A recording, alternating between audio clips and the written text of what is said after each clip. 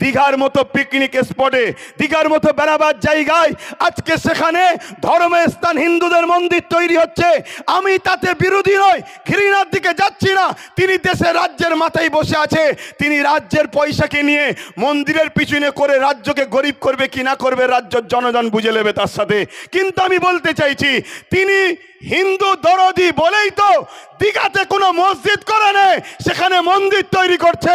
অথচ আজ থেকে দাবি করছি, তিনি তো বলে আমি সর্বধর্মের মানুষের নেতা, তাই সর্বধর্মের মানুষের নেতা হিসাবে আমি মুসলমানও এখান থেকে আওয়াজ তুলছি। দীঘায় যেমন 200 কোটি টাকা দিয়ে মন্দির করছেন, আপনি তো বলেছেন সংখ্যালঘুকে বেশি ভালোবাসি, কমসে কম 300 কোটি টাকা দিয়ে দীঘায় একটা মসজিদের আবদার আমরা রাখলাম। এটা করতে হবে। যদি আপনি না করেন তাহলে জানবো আপনার মুখ এক মুখোশ এক, ঠিক না বেঠিক? আর এখানেও বলে যাচ্ছি,